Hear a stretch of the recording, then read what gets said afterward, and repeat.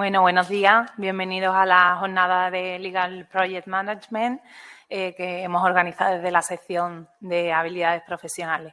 Gracias a todos los que habéis mostrado interés en la jornada y muchas gracias a los componentes de la mesa.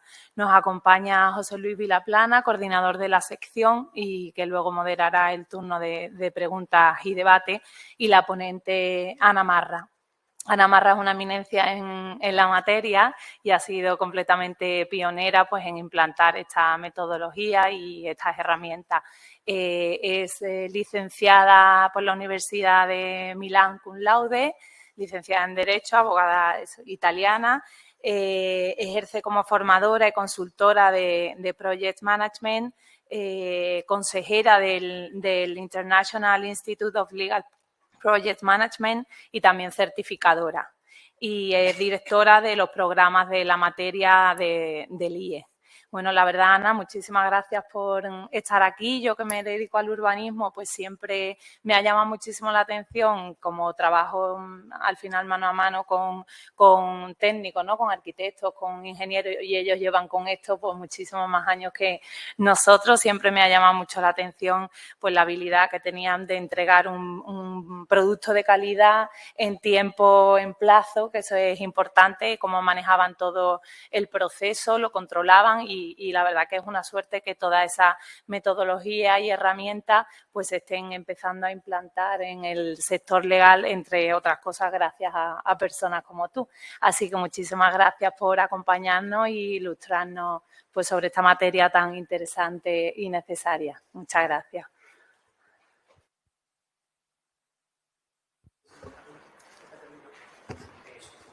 Así sí, ¿no? Se me oye bien. Bueno, fenomenal. Muchísimas gracias, Paloma. Muchísimas gracias, José Luis, por tenerme aquí, darme esta oportunidad presencial, ¿no? de aprovechar de este entorno para hablar de algo que efectivamente yo creo que en los últimos años está tomando cada vez más relevancia, ¿no? Yo lo comentábamos antes con Paloma.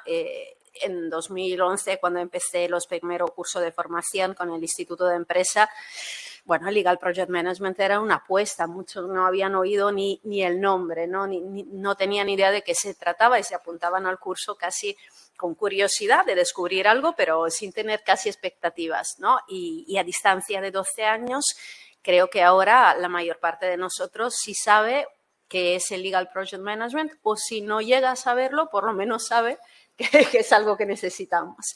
Entonces, la conversación, la charla, ¿no? que vamos a tener va un poco de eso, de lo que necesitamos y de por qué el Legal Project Management puede ser una herramienta para también los abogados, ¿no?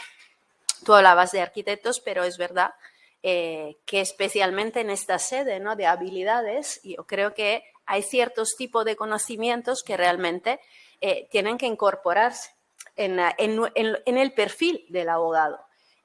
Hoy, bueno, el otro día, creo que ya tiene 2 días, leí un artículo sobre Natasha Rodríguez, bueno, que fundamentalmente ha ganado un premio nacional de innovación en el talento joven, siendo, bueno, sobre tema de ingeniería y ofreciendo una solución que es para...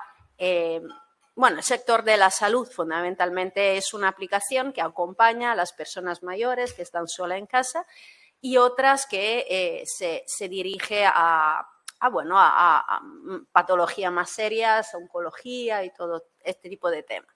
Y llama la atención porque ella ganó hace poco en los Juegos Olímpicos la medalla de plata como jugadora de baloncesto en la selección nacional española. Entonces, yo leyendo ese artículo, que además era muy bonito, pues me pregunté sobre por qué parece que en otros sectores ser líquidos y tener, ¿no? la capacidad de conectar puntos parece casi que no se tiene y no se debe, ¿no? Como en el sector de la abogacía. Parece que si no te ocupas de derecho, estás haciendo algo poco profesional, ¿no? Poco serio. Ya entras en temas como el project management o el legal design que quizás no tienen por qué estar en el mundo de la abogacía. Y leyendo me daba cuenta que imaginaros una chica, ¿no?, que va entrenándose todos los días a nivel tan profesional como pueden ser los Juegos Olímpicos para una selección nacional española y mientras tanto sacándose la licenciatura en ingeniería y decidiendo luego proponer soluciones que unen sus conocimientos de antes con los conocimientos actuales, ¿no? Y fundamentalmente en la entrevista cuenta cómo ser jugadora y todo lo que ha aprendido en el deporte le ha ayudado muchísimo a crearse esta nueva vida donde los ritmos son complicados, donde las expectativas son complicadas, donde tiene que organizarse, ¿no? De hecho, creo que la nombraron vicepresidenta de la Fundación del Hospital La Paz. Y entonces dice, ¿cómo te encaja todo eso en tu agenda? Dice, bueno, porque el deporte me ha enseñado a organizarme, me ha enseñado a gestionar las cosas de una cierta forma y a saberme mover, ¿no? Y además a resistir, a tener un cierto tipo de actitud, a no pararme frente a las dificultades, etc. ¿Por qué todo eso no se puede hacer también en el sector de la abogacía, ¿no? El Project Management nace un poco como la idea de completar skills y conocimientos de la abogacía para que la abogacía pueda ser más efectiva, más productiva y más conciliable. Porque si yo consigo ahorrar tiempo en mi día a día, bueno, puedo decir a qué destino mi tiempo. Y puede ser que a la familia, o puede ser que al ocio, o al deporte, o a los viajes, a otras cosas que también me permiten crecer personalmente y profesionalmente y conectar puntos. Porque donde menos te lo esperas, ¿no? Explicaba Steve Jobs que acaba por conectar puntos. Entonces, esto era un poco lo que os quería proponer en la jornada de hoy. Si César tiene la amabilidad de ponerme, empezamos con el PowerPoint, aunque luego pues me voy a despistar seguro y dirigir a otras cosas. Una pregunta que se hace, ¿no?, más difícil cuando tenemos esta versión, ¿no?, en remoto hacer, pero que me habría gustado hacer, es entender un poco el tipo de audiencia que tenemos, ¿no?, si son más de despacho, de asesoría jurídica o de otros entornos. Porque yo creo que en todos, ¿no?, estos contextos el LPM puede servir y ser útil con finalidad diferente. Puede que en un despacho te pueda servir por tema de rentabilidad y de sostenibilidad y en una asesoría jurídica te puede servir para potenciar la función de partnership con el negocio. Entonces, cada entorno puede tener un objetivo diferente, pero es cierto que el LPM es una ayuda, ¿no?, una mano más, unos conocimientos más, unas habilidades más que te permiten mejor cumplir con el objetivo de tu organización. Y luego, como decía, con los objetivos tuyos personales, ¿no? Cuánto tiempo realmente quieres dedicar al trabajo. Yo he empezado un poco recordando un poco lo que se ha leído yo en los últimos 15 días, algunos artículos que creo que han llamado la atención. El hecho, por ejemplo, que los socios de despacho estén frustrados con la nueva generación, ¿no?, la generación Z.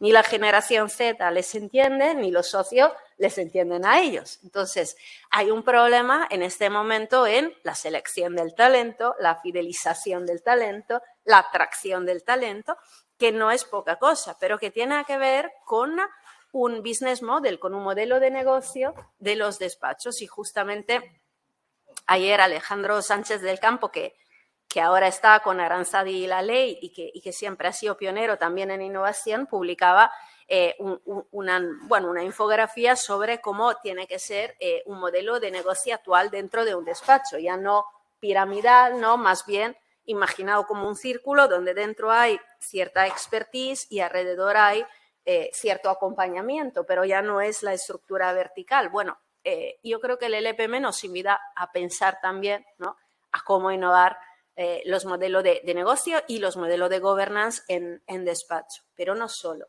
Si vamos a interrumpirme, perdonadme en cualquier momento, si vamos a ver, ha salido, ¿no?, hace poco esto también, ¿no?, que a las Big Four se le multa por exceso de jornada, además que por registro horario. Entonces, yo creo que un abogado se tiene que plantear, ¿no?, también esto y en general una organización como puede ser una gran consultora se tiene que plantear si esta es la forma de retener el talento, de atraerlo, de fidelizarlo, de seleccionarlo, porque llega un momento en que la productividad llevada al exceso quema.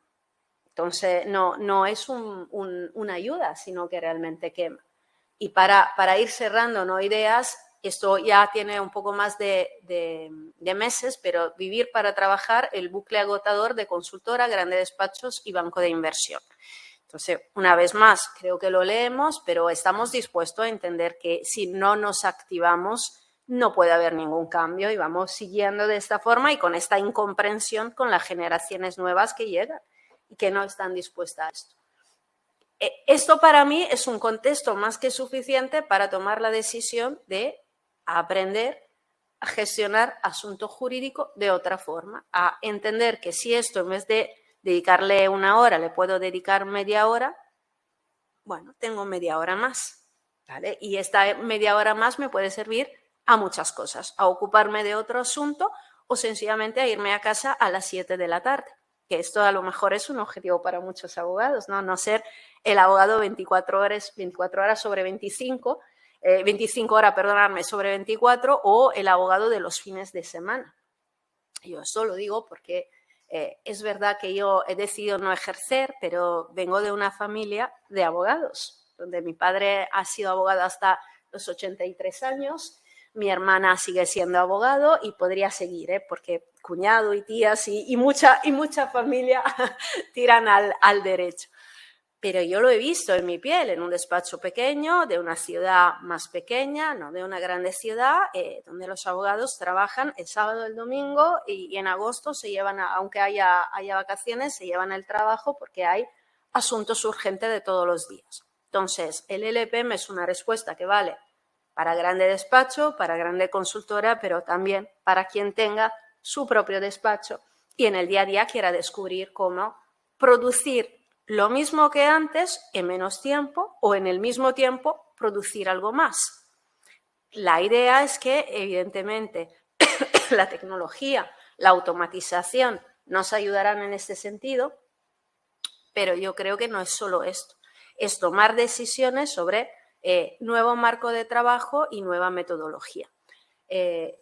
A ver si os enseño. Bueno, más que todo esto en realidad se publicó para temas de igualdad de oportunidades, ¿vale? Es una imagen que más bien se refería a la mujer, ¿no? Y al hecho que a veces efectivamente las mujeres tenemos esta capa de superheroínas que se confunde, ¿no?, con el vestido tradicional, pero a mí sí que me ha hecho pensar que lo mismo se puede aplicar a una toga, ¿no?, que los abogados al final últimamente han pasado de ponerse toga a ponerse capa y ser superhéroes, ¿no? Y que estamos pidiendo a los abogados mucho.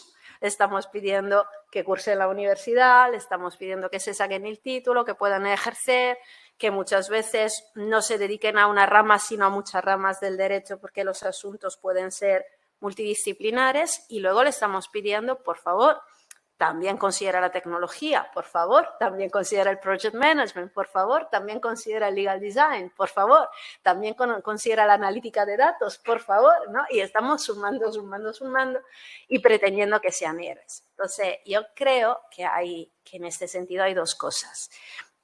La primera, que en grandes despachos cada vez más yo creo que este concepto se trasladará del abogado que todo puede a los teams de abogados, los equipos. Entonces, tendremos perfiles efectivamente de profesionales que se dedican a la analítica de datos, que son ingenieros, que son matemáticos, que son expertos de marketing, que son expertos de design, y todo esto ayudará a que al final se brinde un servicio jurídico no más multidisciplinar, pero sobre todo más usuario céntrico, o sea, entender realmente cuál es la necesidad del cliente. Pero, por otro lado, tenemos el problema con los abogados de pequeños despachos o de asesoría jurídica pequeña, porque, claro, a ellos no le va a ayudar un equipo.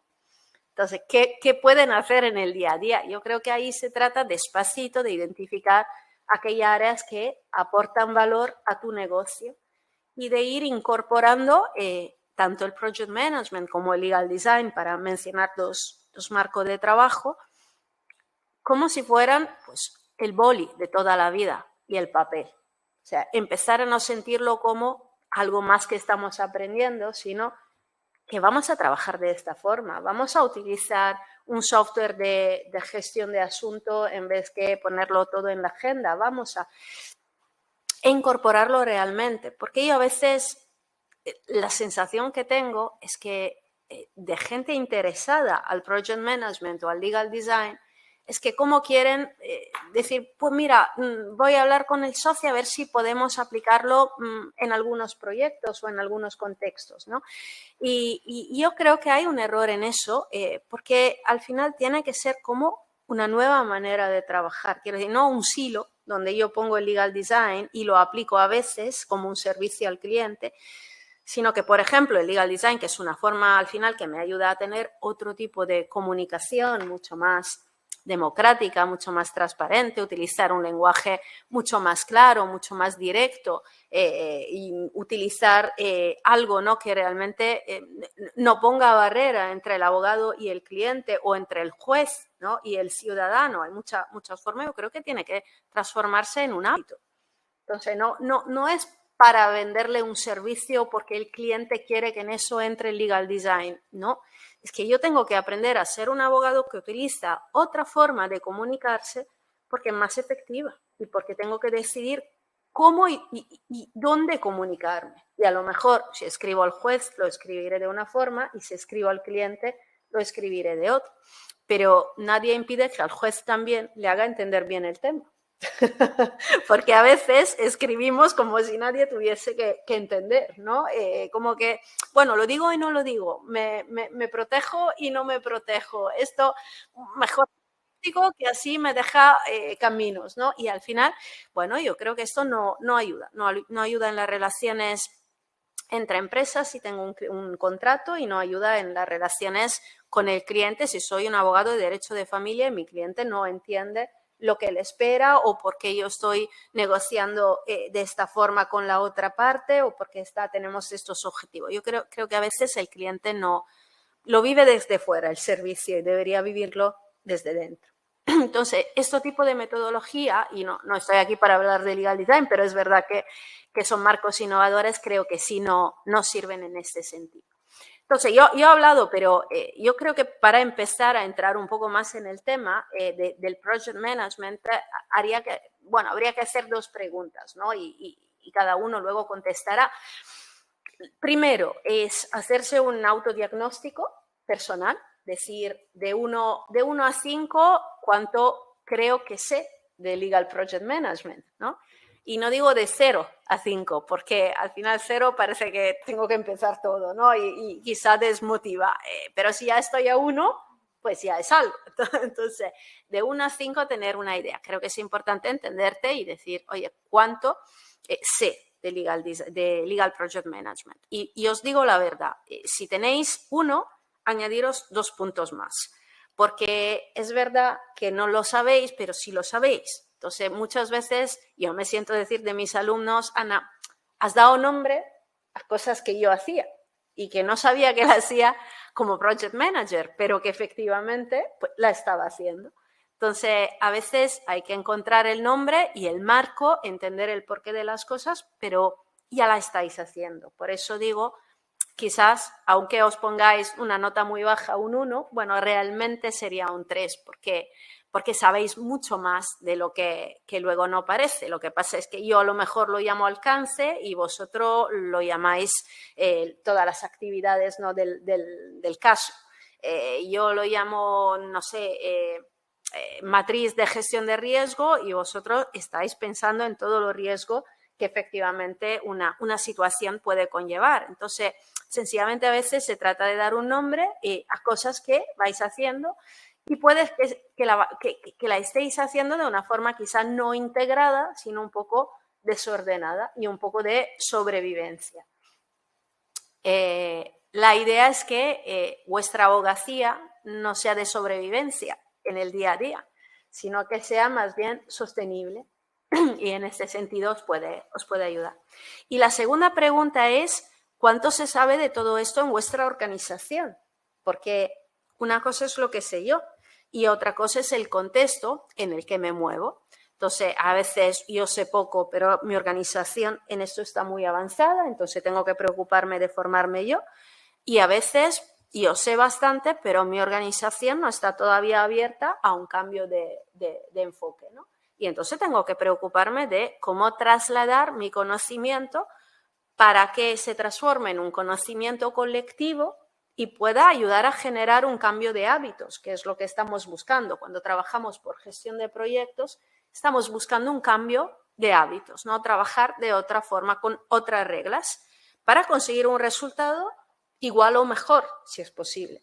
Mejor en términos de calidad, hacer el cliente más contento. Mejor en términos de calidad interna, hacer el abogado que gestiona el asunto más contento, más satisfecho. Y luego yo creo que KPIs reales, ¿no? Como gestión del tiempo, lo gestiona en menos tiempo, gestión de los costes, me está costando menos dentro de la organización, gestión de los riesgos, trabajo en un entorno más controlado y más seguro, con más capacidad de reaccionar a los cambios si ocurre. Entonces, todo esto es una forma diferente de trabajar, diferente o mejor organizada, dependiendo luego de cada uno, porque hay personas que son muy capaces de organizarse y personas que mucho menos. Entonces, cada uno tiene su nivel, ¿no?, de aprendizaje y su mundo, un mundo que hay que descubrir. No sé si casi vamos adelante. Yo quería poner esto porque quizá a alguno suene y a otros muchos, yo creo, no. Se ha oído hablar mucho en el sector jurídico de legal operation, especialmente para las abogacías in-house, y quería partir de aquí.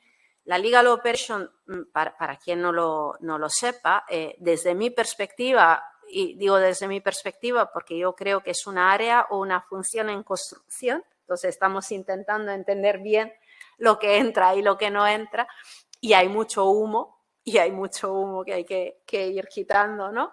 Yo creo que la legal operations son una clave de lectura para el futuro, ¿no? Si somos abogados in-house, uno de los temas es nuestro departamento, cómo está funcionando, a qué nos dedicamos, cuánto tiempo dedicamos, si tenemos un sistema de consulta, cómo de efectivo, cómo de eficaz es ese sistema de consulta a nuestro partner interno, por ejemplo.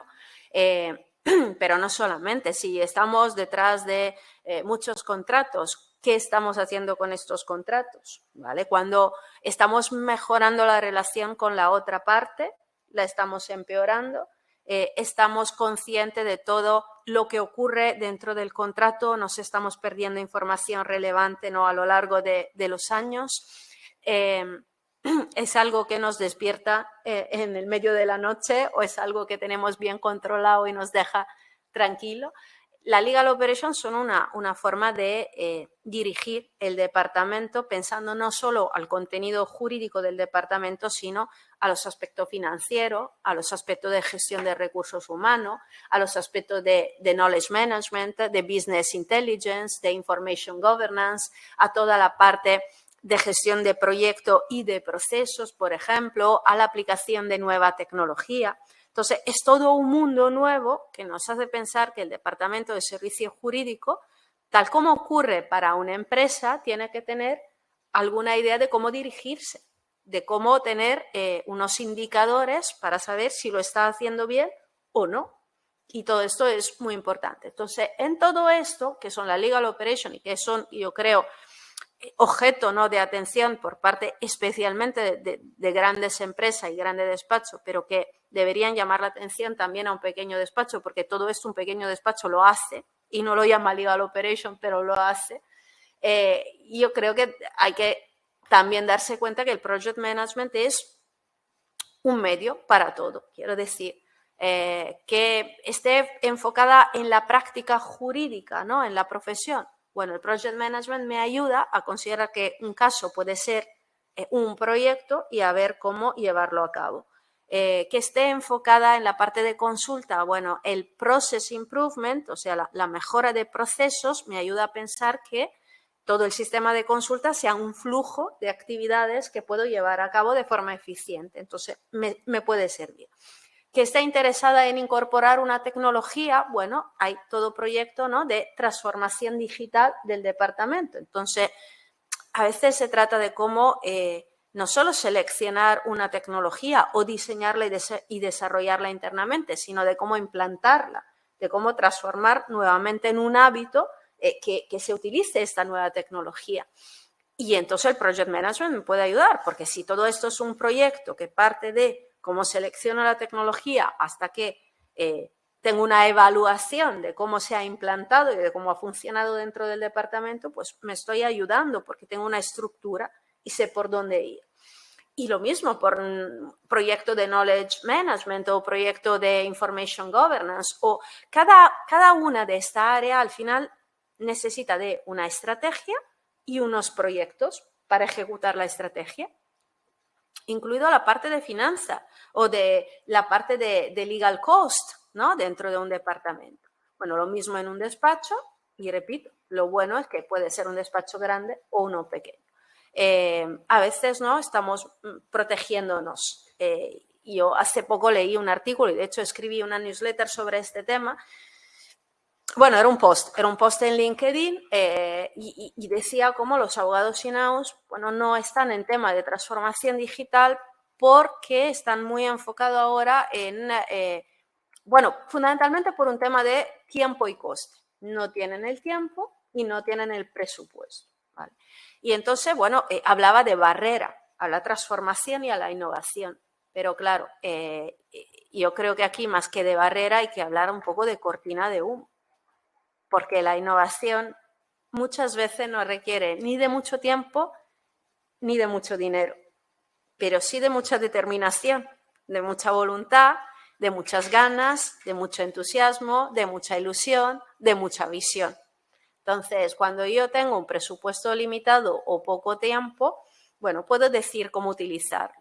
Y a veces todo el tiempo se consuma por la actividad jurídica, cuando si yo de este tiempo cogiera una pequeña parte, un 10%, me centrara en innovación y encontrara, por ejemplo, determinadas herramientas que me pueden ayudar en el día a día, pues ahorraría tiempo en vez de consumir.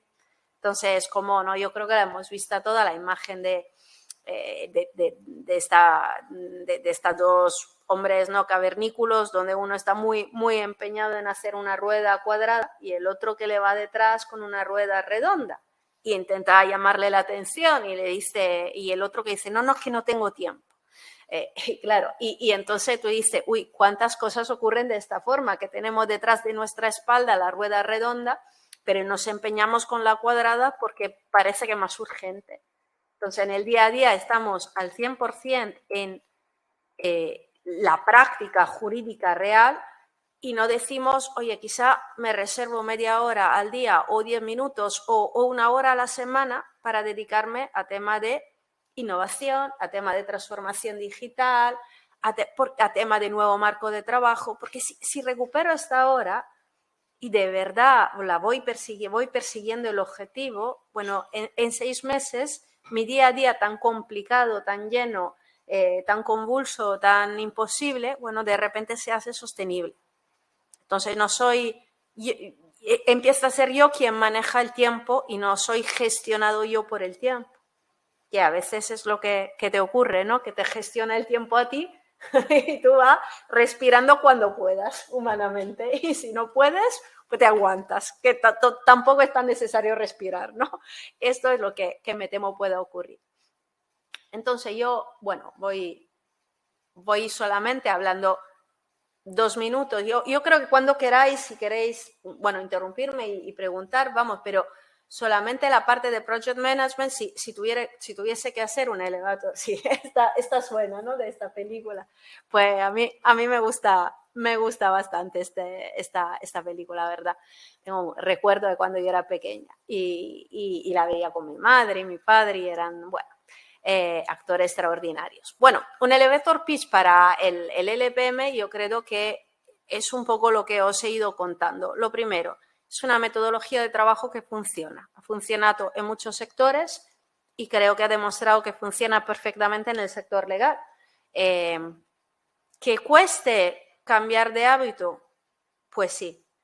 que cueste pasar de una zona de confort donde yo me siento seguro y tranquilo a una zona donde todo lo que hacía antes lo tengo que hacer de otra manera, lo reconozco, puede ser, pero es lo que se llama progreso y no se para, aunque nos apetezca. Pero sobre todo yo creo que al final hay detrás un beneficio.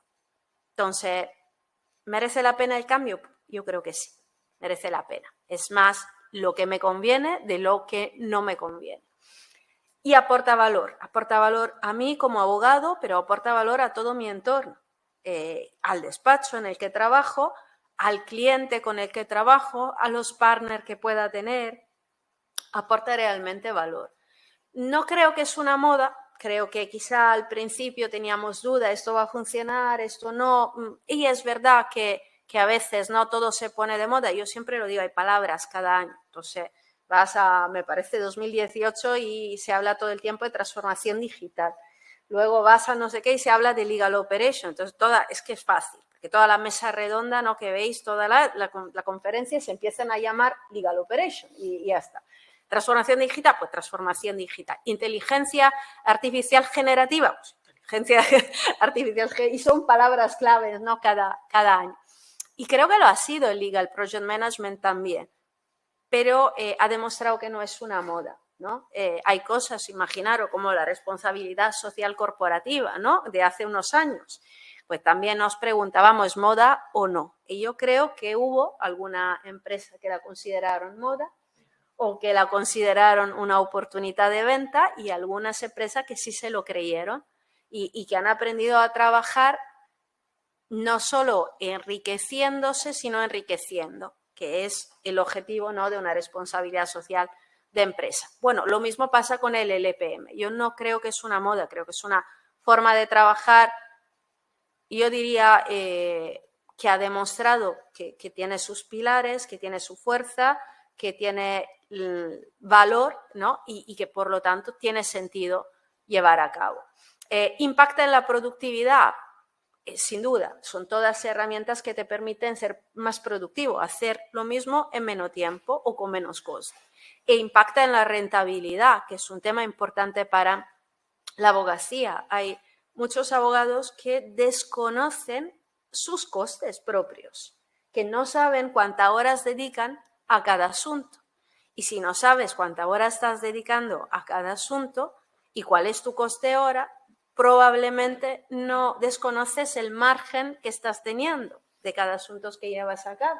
Entonces, estás muy consciente de lo que estás facturando, pero ¿cuánto estás ganando?, ¿no? Y esta es lo que yo creo una cultura complicada. Yo en expansión, ¿no?, todos los años sale ranking de los despachos que facturan más y está bien como dato, pero tú puedes facturar 1 millón y tener 800.000 euros de gastos o puedes facturar 1 millón y tener 300.000 euros de gastos. La situación no es la misma. Entonces, yo creo que es hora que nos centremos también en estos aspectos porque nos facilita luego la toma de decisión. Si yo sé el margen que quiero tener, pues sé si aceptar un cierto asunto, sé cuántas horas dedicar a un cierto asunto. Nos pone también límites, porque a lo mejor digo, oye, yo este asunto lo tengo que llevar a cabo en 3 horas. Y si no me pusiera este límite de las 3 horas, probablemente trabajaría 5 o 6 o 7, porque los abogados somos muy perfeccionistas y muy exigentes. Entonces parece siempre que lo puede hacer mejor, que puede investigar más, que puede esto darle la vuelta y quizá es más eficaz, más efectivo, ¿no? Entonces al final el tiempo se te va y al no ponerte límites, esto es infinito, es eterno. Y como no estamos en un proyecto, sino en un entorno multiproyecto, ¿no?, que todos los días tenemos muchísimos asuntos, hay que darte límite y descubrir cómo trabajar en estas 3 horas de forma centrada, efectiva, productiva. Me dicen, yo el otro día estaba en un programa de radio y me decían, bueno, la verdad que era en octubre, pero me decían, Ana, ¿y la vuelta al cole de la abogacía cómo va a ser? Yo, un poco tarde, pero bueno, vamos a pensarla. Ya estamos en octubre y entre otras cosas decía, fijaros lo sencillo que es a veces ponerte en tu agenda 1 hora de tiempo al día de incertidumbre, tal cual. Entonces, en vez de tener todo ocupado, una hora la deja libre. Y la deja libre porque sabes que entrarán nuevos temas. Y entrarán seguro. Y no sabes qué temas, pero van a entrar. Va a entrar la llamada que no te espera, va a entrar el problema que no habías pensado, va a entrar la comunicación que de repente llega y tengo que, va a entrar la deadline que no habías previsto, va a entrar que te has cruzado con alguien no sé qué, va a entrar que tu hijo tiene fiebre, de repente va a entrar que... Pues entonces, parece ¿no? Trivial, pero nadie de nosotros se pone una hora al día para box de incertidumbre y sería tan fácil. Y mejoraría mucho la calidad de vida porque ya tiene a que respiro, ¿no? Que buscábamos, ya tiene tu horita para cosas que entran, que tú no sabes cuáles son, pero sí van a entrar. Yo creo que todo esto se refleja en un mejor entorno de trabajo. Si tú estás más tranquilo, si tú tienes el tema controlado, tú mismo vives mejor tu vida, pero también si estás en un despacho más grande, es un entorno que se genera positivo. No de estrés y depresión, sino de más sostenibilidad y más control. No digo todos los días del año, siempre habrá días más críticos donde surge algo de inesperado, donde tienes que apretar más. Esto es parte del tipo de profesión que tenemos, ¿vale? Nosotros no tenemos una profesión de 6 horas al día, 8 horas al día y termina ahí. Muchas veces no. Pero sí, de este 100% de profesión que tenemos, conseguimos tener bajo control un 60%, es que yo creo que hemos conseguido un gran resultado. Ya nos preocupará solo un 40%, pero no un 100%. Y lo mismo, bueno, el tema de la gestión, ¿no? de los riesgos y de la incertidumbre, que en sí mismo es positivo, yo creo, ¿no? El tenerlo controlado te permite saber reaccionar en el momento en que hace falta. Si yo no controlo lo que está ocurriendo, pierdo en capacidad de reacción. Así que en este sentido yo creo que sí el LPM puede ser algo importante. Y creo que ahora no quiero agobiar con datos justo antes de comer, que no se digieren, pero es verdad que en el tema del Legal Project Management hay tendencias que se ven desde años. El hecho que un cliente ya te pida no el trabajo ahora, sino un trabajo cerrado. El hecho que se compita en precio con los despachos. El hecho que haya esta transformación de los departamentos jurídicos en partner de la empresa. Todo esto hace que realmente sea una necesidad trabajar de otra forma. Entonces, la curiosidad, como estamos en la parte no de habilidades, es entender si todo esto que estaba diciendo entra a ser parte del currículum de un abogado, si un abogado se tiene que formar en Legal Project Management y adquirir este conocimiento y estas habilidades, o si vamos a tener Legal Project Manager que lo hagan para los abogados. Y seguramente tenemos este tipo de perfiles profesionales, ¿no? Legal Operation Officer, Legal Project Manager. Estamos en un mundo nuevo de oportunidades donde si tú quieres también puedes ejercer como Project Manager en despacho, asesoría jurídica. Ahora el otro día justo llegaba una pregunta llegaba una vacancy de Ernst Young y decía, buscan un Legal Operation Chief para sus operaciones legales. Que se buscan estos tipos de perfiles. Está claro que una vez más, si estamos en una gran organización, se buscarán perfiles. Si estamos en un despacho más pequeño, una asesoría jurídica pequeña, tenemos que hacer el esfuerzo nosotros de transformarnos como abogados y project manager y de aprender toda esta parte de conocimientos y habilidades. No es difícil. Lo bueno es esto, la buena noticia es que no es difícil, no es un conocimiento complicado. Yo creo que se pueda entender de la forma más sencilla posible, que ya teniendo un 20% del conocimiento de Project Management, ¿no? Como nos sugiere Pareto, ya el 80% te puede permitir, ¿no? de resolverse, con lo cual un 20% ya nos ayuda, creo que son todas buenas noticias al final, porque podemos tener una herramienta muy potente que, sin embargo, aprendemos en tiempo muy rápido y nos favorece mucho en el día a día. Y bueno, solamente para que quede claro, porque al final quien no sabe de Project Management dirá en qué consiste todo esto. Bueno, para daros algún tips o alguna idea, aunque es fácil, pero es verdad, no se abarca en 10 minutos, pero alguna idea es que cuando gestionamos un proyecto realmente partimos de identificar las necesidades del cliente y luego llegar a unos resultados. Y estos resultados, bueno, serán más positivos o menos positivos en función de los objetivos que tengamos. Análisis de la necesidad, objetivo. Luego tenemos un camino que son todas las actividades que tenemos que llevar a cabo hasta terminar en nuestro resultado.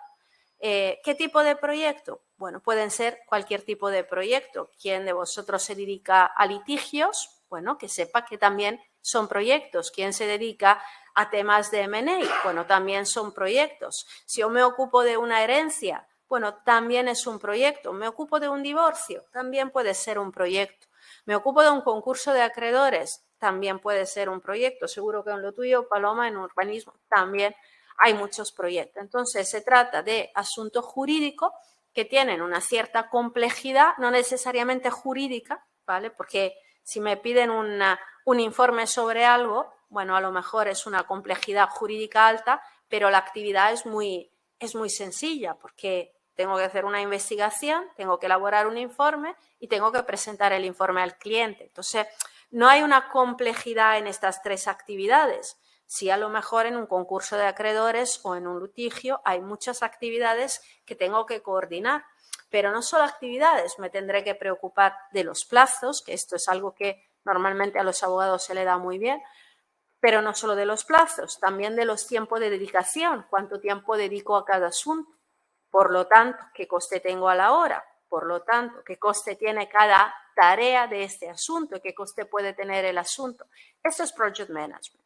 También pensar, este proyecto lo estoy llevando a cabo y no soy solo yo el involucrado, hay otras personas que se verán involucradas en el proyecto o impactadas por el proyecto. Y esto es lo que en gestión del proyecto llamamos stakeholders del proyecto.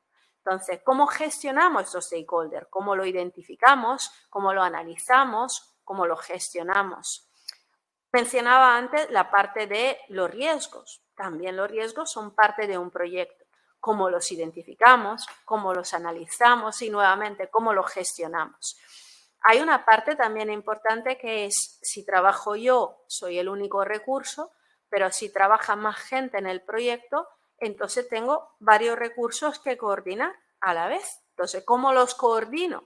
¿Cuáles son los roles de cada uno dentro del proyecto? ¿Cuáles son las responsabilidades? Y el Project Management nos ayuda a hablar también de esto. Cómo coordinar tu equipo de trabajo asignando roles y asignando responsabilidades.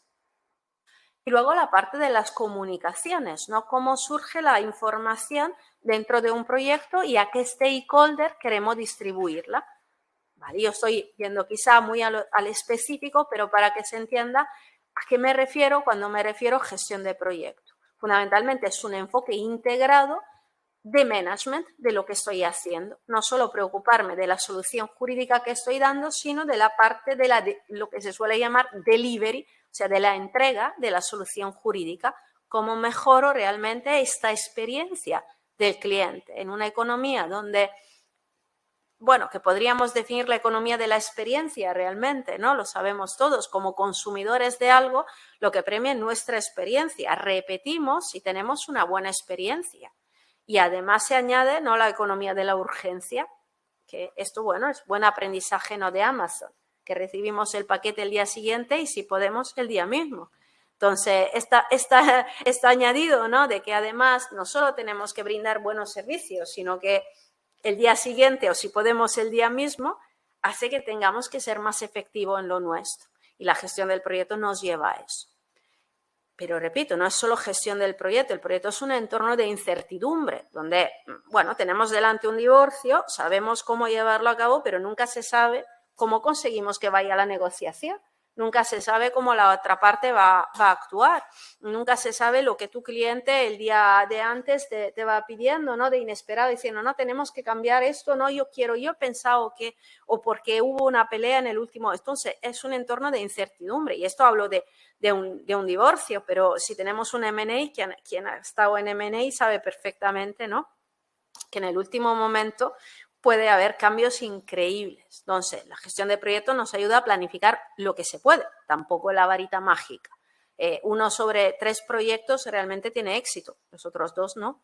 En tema de transformación legal, se ha visto que 1 sobre 2 proyectos tiene éxito y el otro no. Entonces, aprender de gestión de proyecto no es la varita mágica, pero es verdad que se ha visto que más tú sabes y más estás formado en esto, más oportunidades tienes de que te vaya bien. Si no, es todo algo espontáneo, ¿no? Que lleva a cabo esperando que vaya bien. Pero bueno, puedes tener mejores herramientas que no la esperanza que vaya bien. Y luego tenemos la parte de Process Improvement, que es más desconocida. Yo creo que también yo presioné mucho en el sector hablando de Project Management y mucho menos de mejora de procesos, ¿no? Entonces, esto parece aún más complicado y estamos, lo repito, en mala hora para digerir ciertas cosas. Pero la gestión de procesos es cuando tenemos algunas actividades que se suelen repetir y que siempre dan el mismo resultado. Cuando tú estás comprando billete del cine en una plataforma, estás en una gestión de procesos. Entonces, esperas que si cumples estas actividades de reserva, llegar a un resultado que debería ser siempre el mismo, ¿no? La compra de los billetes. Bueno, lo mismo pasa en muchas de vuestras actividades en el día a día, que no llegan a ser proyectos, sino que llegan a ser procesos. Y creo que es importante, en este sentido, que también haya una manera de gestionarlo. A veces a través de una mejor metodología y a veces a través de la incorporación de una tecnología. ¿Vale? Si estábamos hablando antes de la consulta dentro de una asesoría jurídica, un sistema de ticketing a lo mejor nos puede ayudar a sistematizar la consulta, pero también a tener datos. ¿Cuáles son los temas que más están preguntando? ¿Cuántos abogados tenemos dentro de nuestra asesoría jurídica formados en estos temas? ¿Cuánto tarda nuestra respuesta a llegar a la persona que nos ha consultado? ¿Qué efectiva es nuestra respuesta? O sea, ¿le permite ir adelante o vuelve a preguntarnos? ¿Qué tipo de documentación hemos tenido que producir? Etcétera, etcétera. Entonces, si tenemos una tecnología que nos ayuda en el flujo de actividad y en el análisis de datos, porque finalmente tenemos datos, seguro vamos avanzando también en una buena toma de decisión. Una buena toma de decisión puede ser contratar a un abogado que es experto en temas de laboral porque son los temas que más se piden en esta asesoría jurídica. Entonces, no tiene sentido tener una plantilla contra ese abogado que no están trabajando en nada porque son expertos de otros temas, cuando a lo mejor lo que me sirve es tener un abogado más de laboral.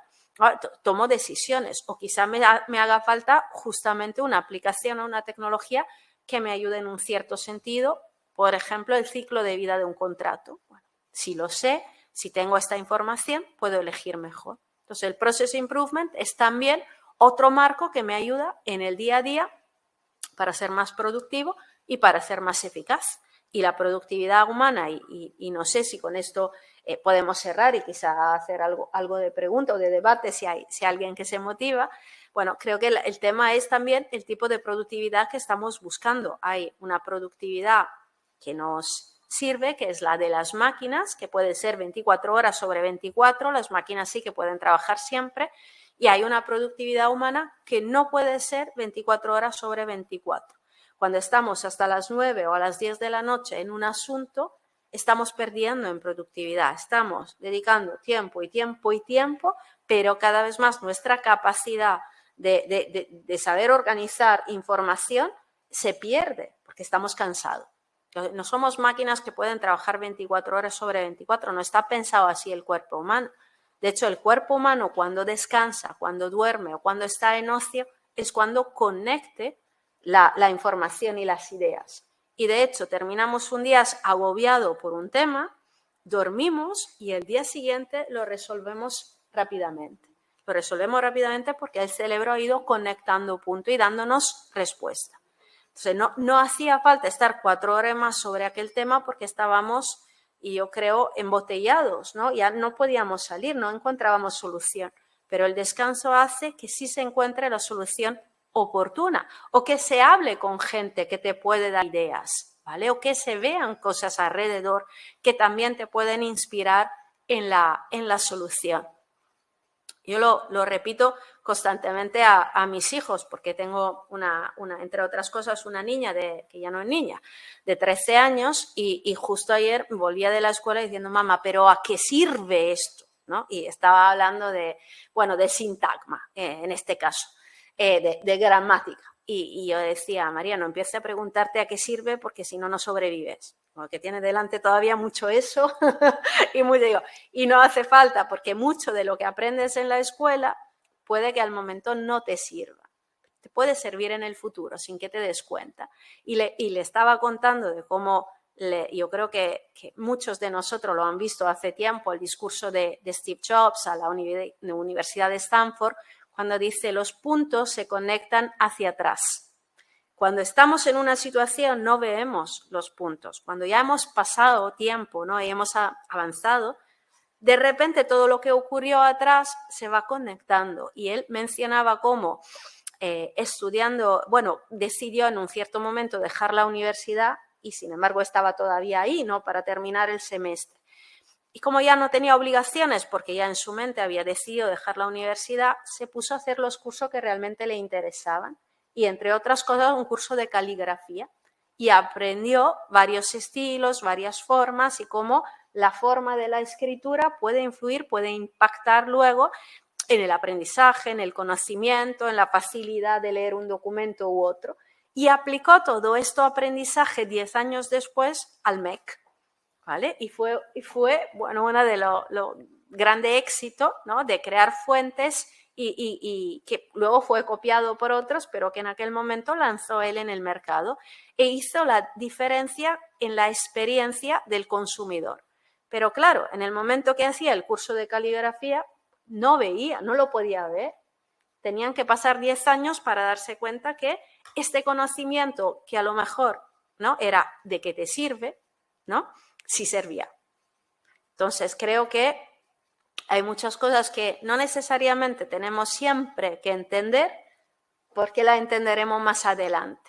Entonces, es cierto que el LPM es algo que ha probado ser algo muy bueno, pero a veces también no son solo los datos, ¿no? Hay que hacer un poco un salto de fe y ponerla aquella visión o aquellas ganas que nos hace decir, mira, yo creo que sí va a hacer la diferencia en nuestra vida y para nuestro despacho o para nuestra asesoría jurídica.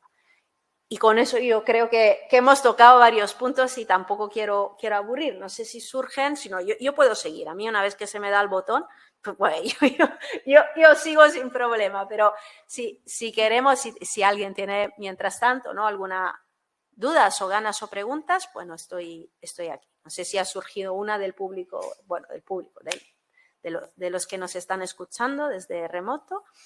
Sí. Iniciamos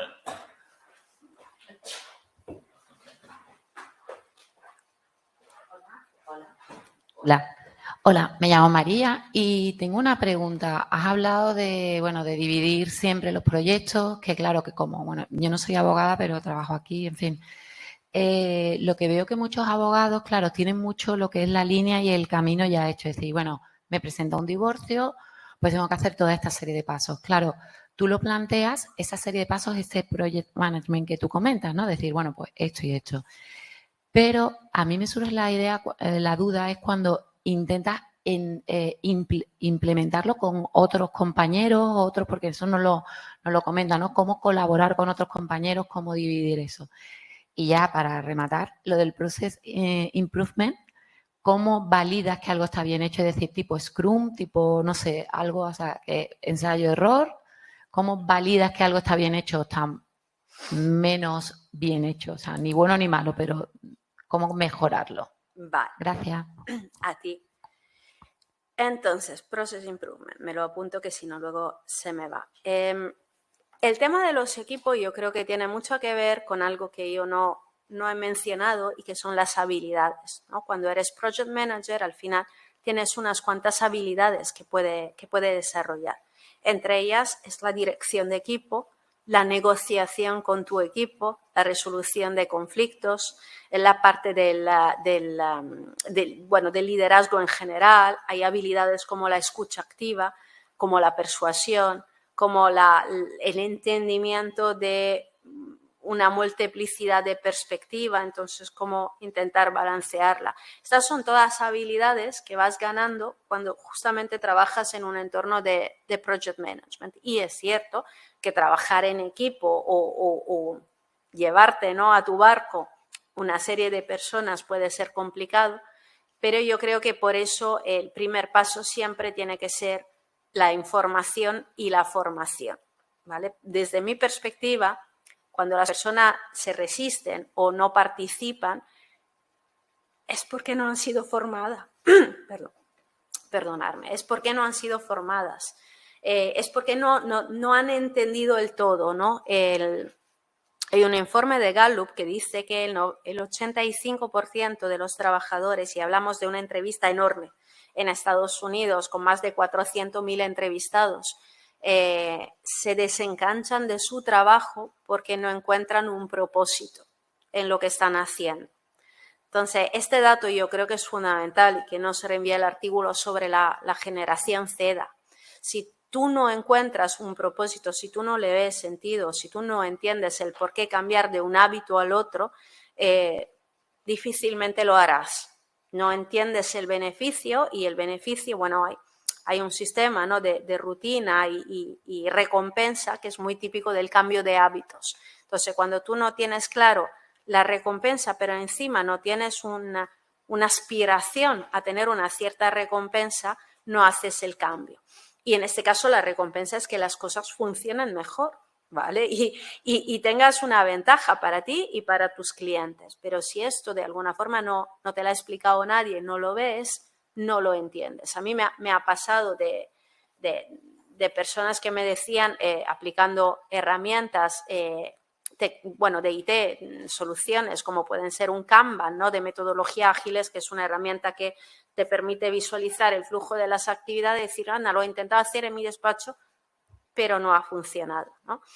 Y claro, y la pregunta era, vale, pero la gente que de repente se ha encontrado con esta herramienta ha sido informada sobre el por qué y qué eran los objetivos y qué se perseguía realmente. No. ¿Y la veis formada para el uso y todo? No. ¿Y cómo pretendes que una persona de repente se ponga en otro contexto y se sienta bien y se sienta cómoda? O sea, yo creo que tenga que haber primero este esfuerzo, ¿no? Y luego es cierto que, desde mi perspectiva, todas las áreas que os mencionaba antes de gestión de proyecto, el alcance, el tiempo, el coste, yo creo que son bastante fáciles de entender y de aprender y de llevar a cabo, pero la gestión de recursos humanos siempre la más complicada.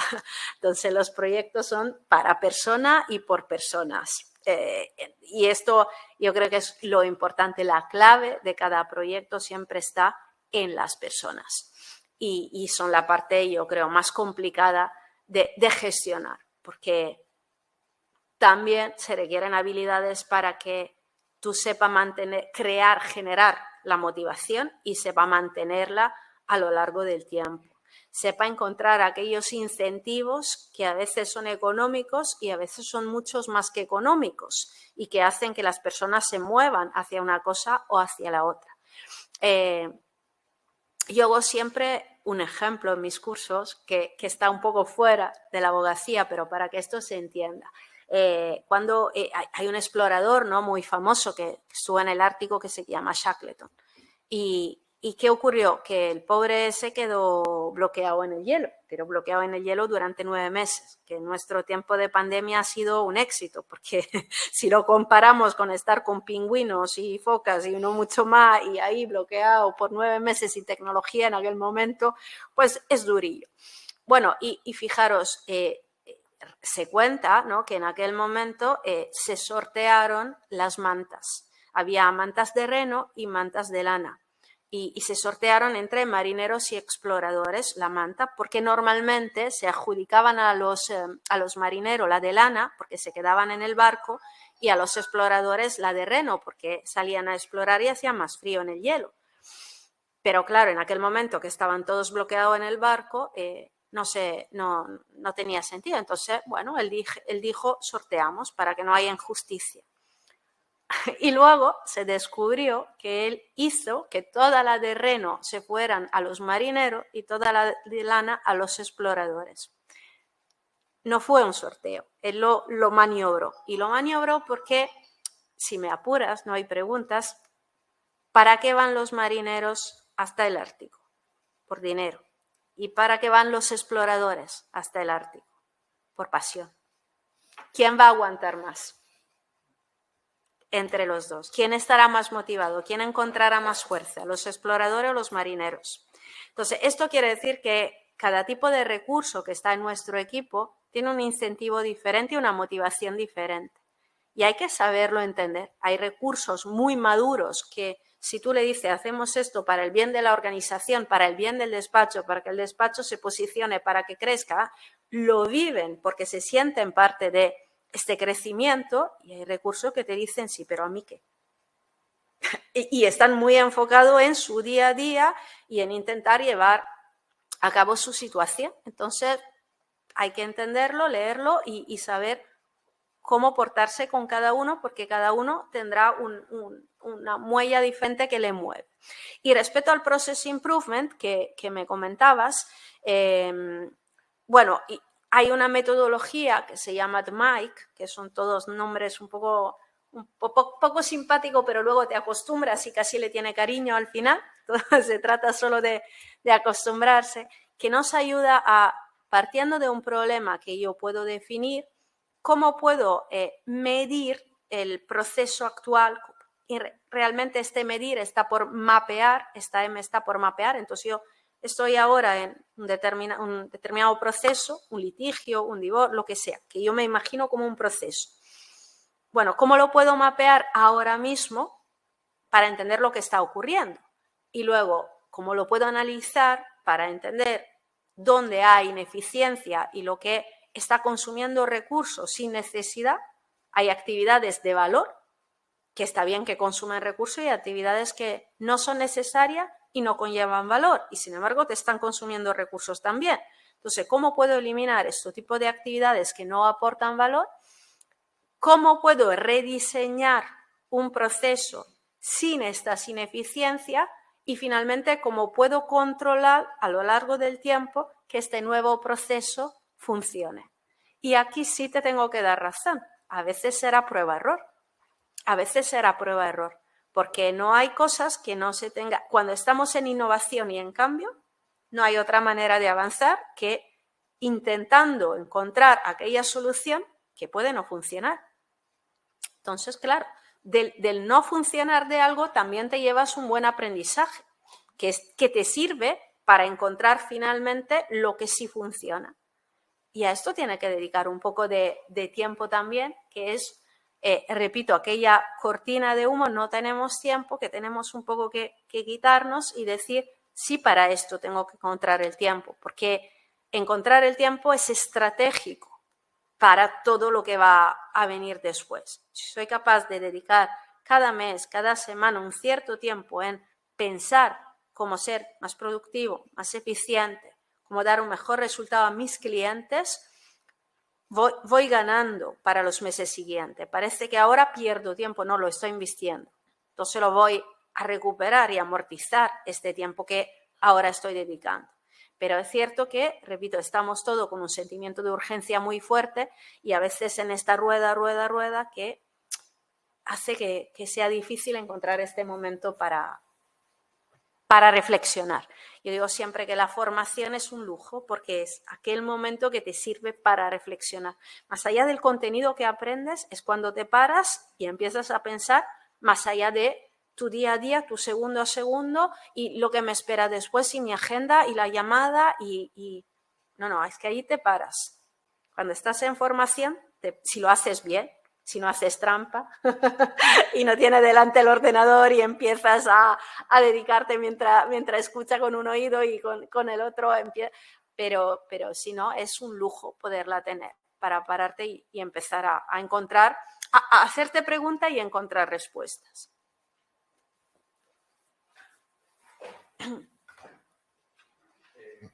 ¿Soy? Sí. Buenos días, buenas tardes ya. Ana, muchas gracias por asistir y por desplazarte aquí para compartir todo lo que sabes con nosotros. Yo te quería hacer dos cuestiones. Una primera es una reflexión, ¿vale? Sobre los despachos de abogados, que tengo cierta experiencia con ellos y demás. Y es lo siguiente. La gran mayoría de las medidas que se toman en un despacho suelen ser reactivas, no proactivas. Esta cuestión nos lleva a otro sitio, a otro lugar. Mientras en mi despacho esté ganando dinero o el suficiente dinero para que yo esté bien, no voy a cometer ni un solo cambio, ¿vale? Y esa es una gran roca que se pone delante del desarrollo, sobre todo de la aplicación de estos sistemas, que son, bueno, yo creo en Dios desde hace mucho tiempo. Quiero decir que yo en los sistemas del EPM soy absolutamente creyente y creo en sus resultados, pero claro, la implementación de un sistema tiene un coste.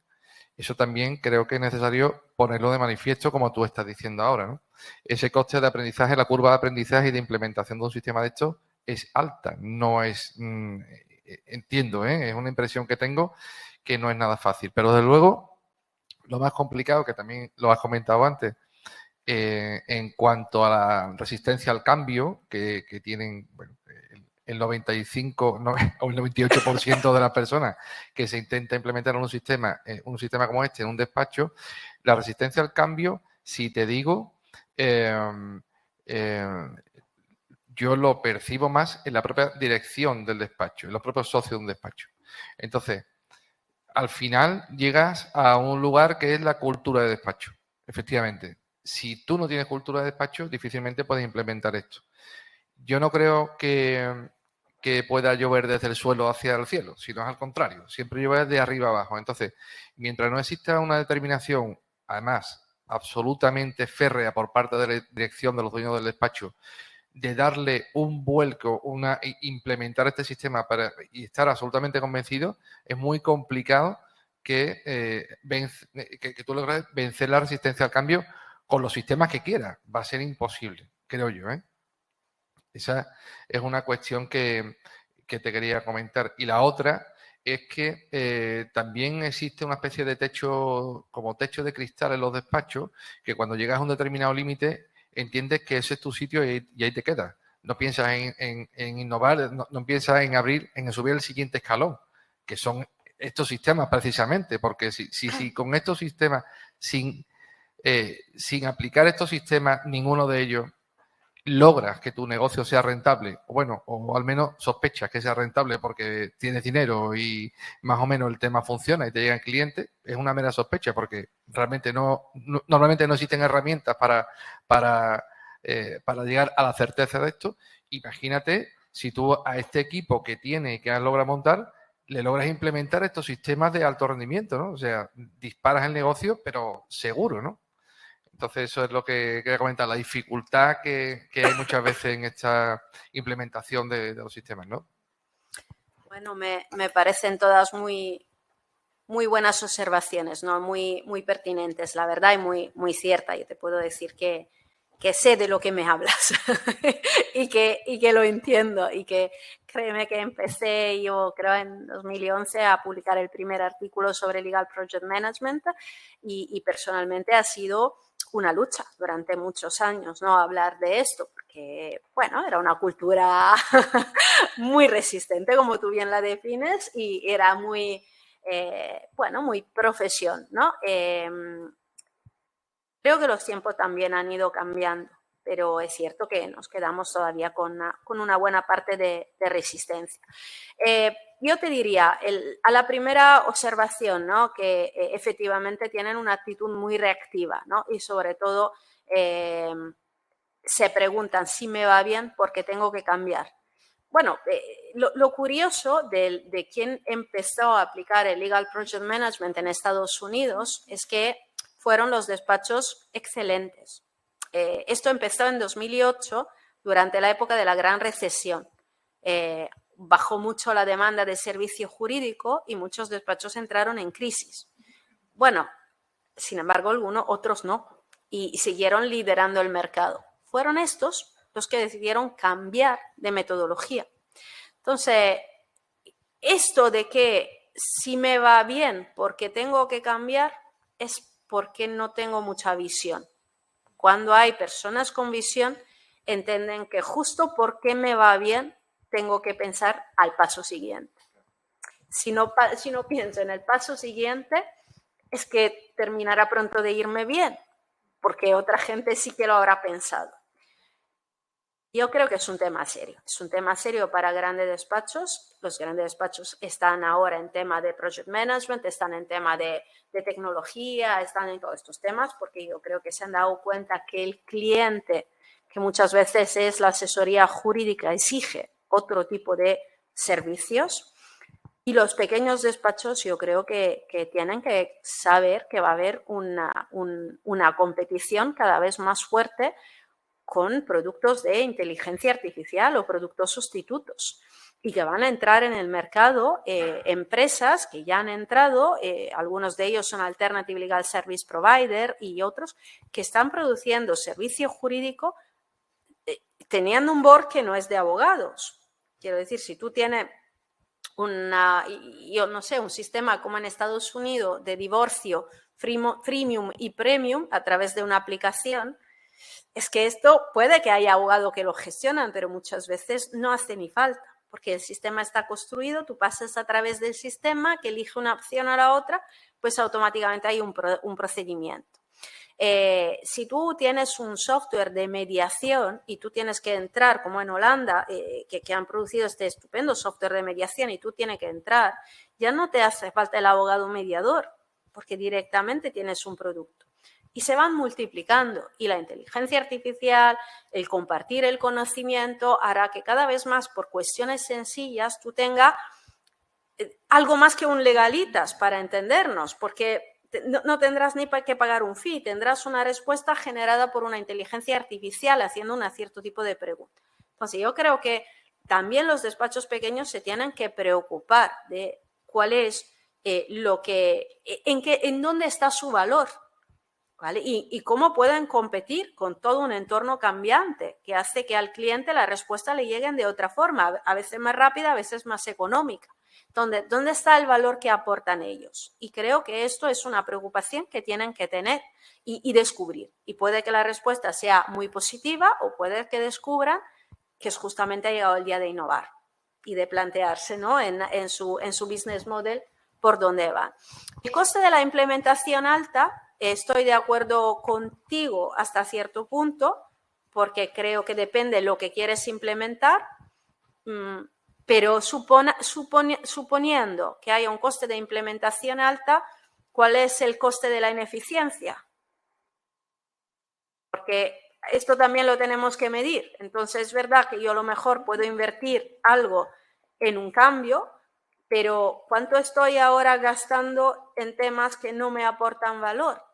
Entonces, si vamos a medir, te diría que el coste de la implementación es inferior al coste que muchos despachos están teniendo en tema de ineficiencia, duplicaciones del trabajo, errores, repeticiones, tiempo perdido, demoras, etcétera, etcétera. Y luego depende de cómo lo quieres implementar.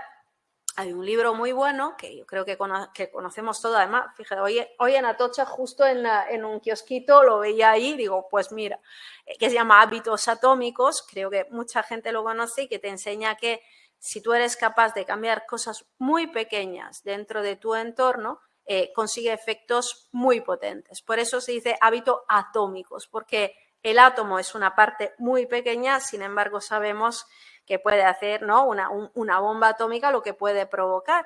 Entonces, la idea es que cada uno puede, yo creo, generar el cambio de la forma más acorde a las posibilidades que tienes.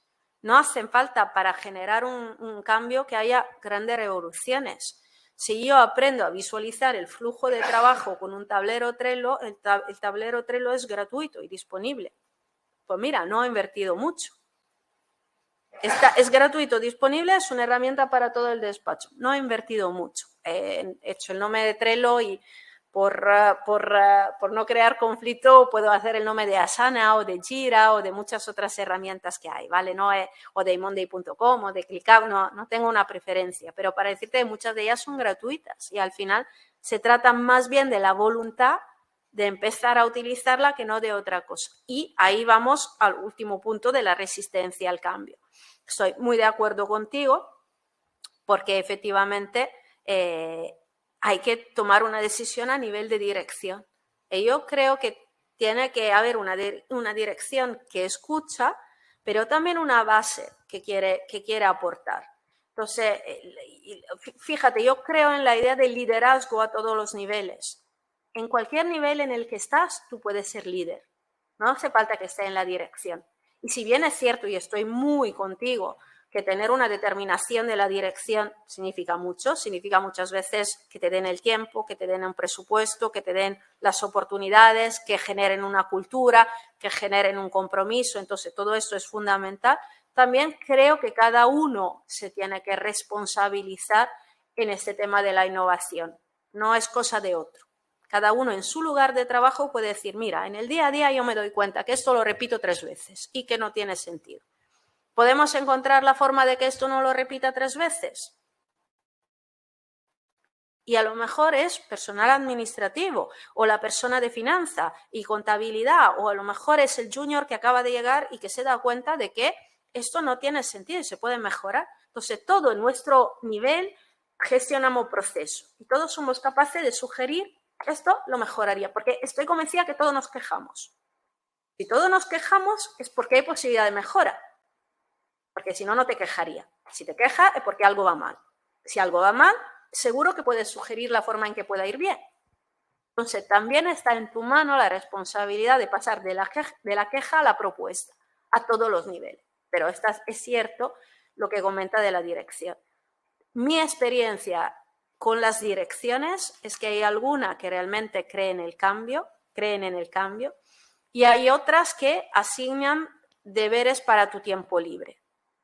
Entonces, que destinan la innovación a que tengas tú una media horita de tiempo o que robe al final del día 1 hora más y te quede más. La innovación no puede ser un tiempo no después de la escuela. No puede ser esto. La innovación tiene que ser parte de la actividad profesional de cualquier abogado. Tal cual. Tiene que incorporarse en lo que estamos haciendo. Mi actividad no es solo llevar a cabo una práctica jurídica, sino un management. Soy parte de este management. Entonces, la innovación es parte de mi día a día. No le puedo dedicar los residuos, porque así no funciona. Tengo que dedicarle el tiempo que se merece, balanceándolo con las necesidades de la estructura.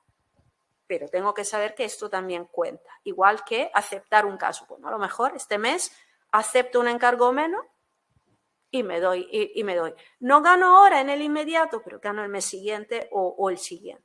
Entonces, se trata de entender que esto no es perdido, que esto es invertido y tiene un retorno consistente, desde mi perspectiva. Pero quizá voy un poco sesgada por lo que hago. Pero muchas gracias porque eran muy, muy buenas observaciones. Hola, Ana. Buenos días, buenas tardes. Un placer tenerte aquí. Tengo un libro tuyo muy bueno que recomiendo.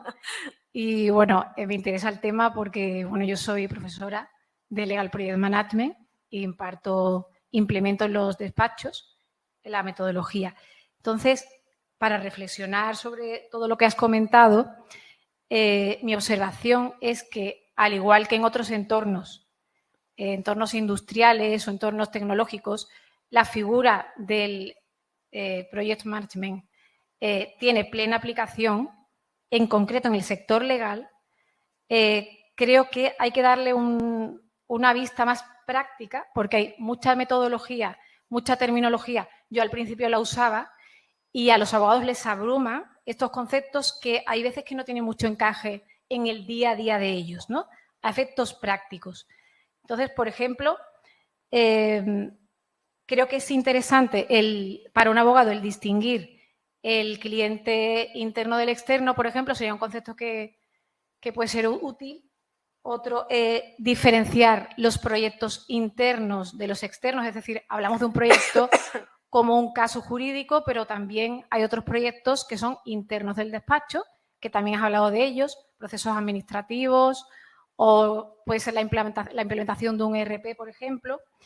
Y después también me había acordado de algo que también se suele implementar, es el concepto del sprint dentro de la metodología Scrum, que ha mencionado María antes, el dividir el caso jurídico en trozos y hacer partícipe al cliente de cada trozo, ¿no? Esto es una manera de que el cliente participe como miembro, como un stakeholder del proyecto que es, y facilitar la comunicación con él. Entonces, yo creo que esto sí que añade bastante valor añadido al servicio que damos y que el cliente además se siente partícipe, ¿no? Como digo.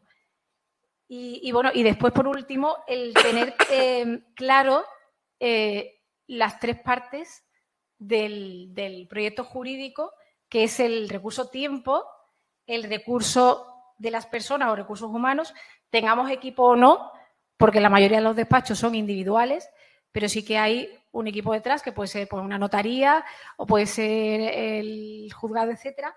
Y por último, el coste. Creo que el implementar diagramas, tableros visuales de Kanban, esto, en mi experiencia, también creo que a los abogados les vale. Pero al final creo que nos tenemos que quedar con una visión práctica, que el abogado vea que esto sirve para algo, no añadir terminología que en otros sectores puede tener más aplicación a corto plazo, sino que vean realmente que es algo útil. Gracias. Muchas gracias. Bueno, yo entiendo tu perspectiva, pero también te digo que no sé, en mi experiencia, te cuento de la mía, ¿vale?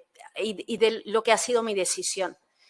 Mi decisión ha sido que el abogado tiene que salir de la caja, que ya vale de saber solo de derecho, en el sentido que no me asustaba la idea de darle otro tipo de lenguaje, ese lenguaje que él va a encontrar en su cliente, en la empresa de su cliente, con sus partners, etc. Porque si a un abogado esto de stakeholder no le suena, bueno, a su cliente sí. Si a un abogado no le suena el tema del Gantt chart, bueno, a la mayoría de la empresa que trabajan por proyecto y que tienen ingeniero, pues sí les suena.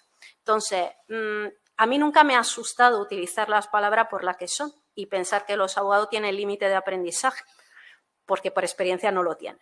Y yo honestamente creo que tienen una capacidad enorme, brutal de aprender. Yo doy cursos intensivos y os puedo decir que utilizo todos los términos que tengo que utilizar. Mis abogados salen con la capacidad de planificar un proyecto utilizando todos estos términos, viendo la utilidad porque lo aterrizan en el día, o sea que eligen sus casos, su entorno, su empresa o su despacho, planifican todo lo que tienen que planificar, lo llaman de esta forma y se sienten cómodos. O sea, se sienten, mi experiencia es que además se sienten como entusiasmados, no sé cómo decirlo. A mí me ha tocado muchas veces y el otro día recibí un email diciendo, Ana, te digo la verdad, este curso ha sido un antes o un después. No lo digo por mí, pero por el project management. O sea, porque entran en un mundo que finalmente le abre a la idea de una gestión totalmente diferente, donde antes, justamente, fíjate, no encontraban el nombre. Dice, le has puesto nombre, le has puesto un marco y esto ahora lo entiendo y tiene todo un sentido lógico. Entonces, estoy contigo en que, y totalmente contigo en que esto tiene que ser muy práctico, pero esta al final es una disciplina y yo no me, si aprendo de tecnología y tengo que aprender que es una inteligencia artificial generativa, no la tengo que llamar de otra forma porque en la Universidad de Derecho no me han enseñado a hablar de esto, sino que tengo que salir de la caja y este tipo de lenguaje hacerlo mío. ¿Por qué? Porque un día trabajaré con un equipo que sabe de esto o con gente que sabe de esto y tengo que utilizar un lenguaje común. Uno de los problemas que yo he visto más a menudo es que los abogados no se comunican con el resto del equipo, especialmente trabajando in-house. y los demás departamentos, porque tienen una barrera en el lenguaje. Lo que dicen a veces no se entiende, ni ellos entienden lo que le cuentan desde otro departamento. Entonces, hagamos el esfuerzo porque podemos y porque después que yo creo que hemos estudiado tantos códigos, todo lo demás no va a resultar muy fácil. Yo creo que sí podemos aprender otro tipo de lenguaje y abrirnos.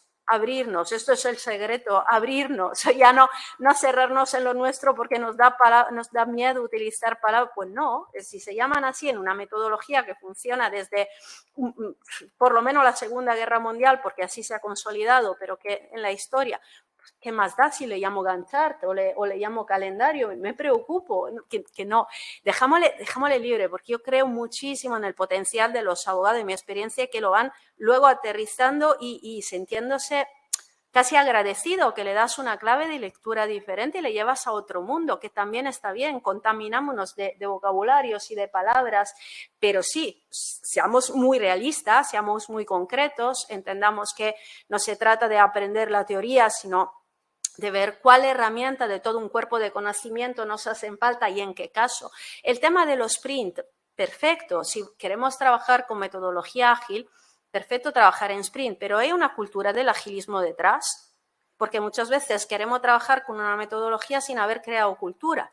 Entonces ponemos el mundo de los sprint en mano a gente que a lo mejor no sabe. Yo sé de muchas Big Four que apuestan por el agilismo porque es chulo, ¿vale? Y crea tendencia y es fashion y parece que ya eres muy modernillo, ¿no? Si lo utilizas, a pesar de que está ahí desde 20 años, pero y apuestan y me parece muy bien, pero luego ¿qué le ocurre? Que van al cliente, le presentan un proyecto de agilismo basado, ¿no?, en una idea de agilismo y le presentan los sprint y el cliente lo primero que le dice, no, dime cuánto cuesta y dime cuándo me lo entregas. ¿Vale? Y entonces, claro, y tú dices, no, pero yo quería otro tipo de filosofía, quería ir paso a paso y creciendo y viendo y haciendo No, es que yo tengo un presupuesto, tengo que saber cuánta parte del presupuesto utilizar y qué hacer. Y me parece muy bien utilizar metodología ágil, perfecto, cuando haya un entorno para poderlo hacer y cuando la naturaleza del proyecto lo justifique, si no pasar al predictivo y si no pasar al híbrido. Yo creo que lo que más premia es tener una mentalidad de project manager. Y entonces la metodología la tienes que utilizar para que te sirva a ti. La metodología no son, lo digo siempre, los 10 mandamientos. Incluido la metodología la cambio, si me da la gana. ¿Por qué? Porque me funciona mejor una cosa que la otra. Creo una metodología interna, cojo de todo lo que veo, lo que más útil, lo que mejor. Esto es para mí Project Management. Que luego haya un cuerpo de conocimiento del PMBOK y que luego haya una metodología PRINCE2 y que luego haya Scrum o que haya Kanban. Pues mira, puedo hacer una mezcla de todo lo que me conviene y proponerlo a mi equipo de trabajo. Entonces, pero claro, volvemos atrás sobre lo que habéis dicho vosotros, hay que crear la cultura adecuada para que todo esto funcione. Entonces, no puedo pretender de hacer una transformación sin que la gente lo entienda y la haga suya, la sienta como suya, se motive y le pase el miedo a hacer cosas. Que esto lo tenemos mucho en el sector legal porque es un sector muy exigente, donde a lo mejor es cierto que si metemos la pata puede ser muy un riesgo para el cliente, quiero decir. También hay que saberlo.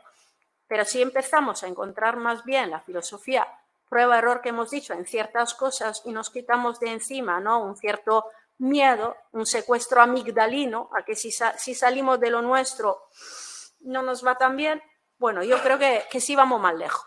Pero bueno, también mi visión, yo soy una entusiasta, como veis, de las posibilidades infinitas que hay por ahí. Entonces no me gusta nunca cerrarme o pensar que las personas tienen límites. Yo creo que más bien tienen capacidades infinitas.